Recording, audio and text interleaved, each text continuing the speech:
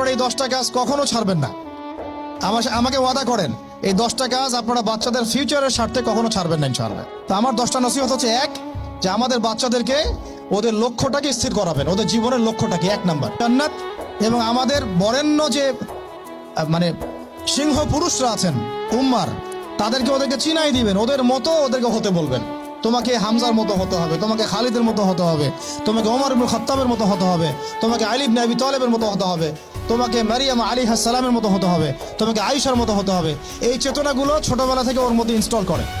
ও সামনে একটা role model দেখবে যে আমাকে এরকম হতে হবে। এইসব ক্যাটরিনা সব ফেলান, এগুলা পরিমণি সব ফেলান, এগুলা বাদ দেন। যা চলতেছে যে সাকিব টাকিব সব বন্ধ করেন, এইসবে কোনো ফিউচার নাই। এইসব ফিউচার হয়তো দুনিয়াতে কিছু দিতে পারে, কিন্তু পরকালে আল্লাহ পাকের আযাব গজব থেকে বাঁচার কোনো অপশন নাই। 2 নাম্বার, সন্তানকে নিজের মনে করবেন না। সন্তানকে মনে করবেন এটা আল্লাহর আমানত আপনার কাছে। এই আমার ছেলে, এটা আমার ছেলে না, এই ছেলেটা আল্লাহ পাক আমাকে দিয়েছেন।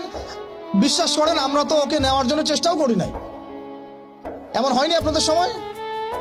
সন্তান না চেষ্টা করতো সন্তান আসে নাই? কোনো ক্ষেত্রে এমন হয়েছে সন্তান নষ্ট করার মানুষ চেষ্টা করছে, তাও সন্তান আল্লাহ দিয়েছেন। সন্তান আমার না, সন্তান আল্লাহর দেওয়া, আমার কাছে আমানত। একে যদি আমি সুসন্তান রূপে মানুষ না করি, আগামী দিনে ওমর না বানাই, তাহলে আল্লাহ আমাকে ধরবে। That's all. 1 নাম্বার, সন্তানকে ওর গন্তব্য চেনাবেন, ওকে আমাদের সিংহ পুরুষদেরকে পরিচয় করাই দিবেন, ওর মতো তাদের মতো হতে বলবেন। এবং সন্তানকে আপনি নিজের মনে করবেন না, সন্তানকে মনে করবেন আল্লাহর দেওয়া জাস্ট একটা আমানত।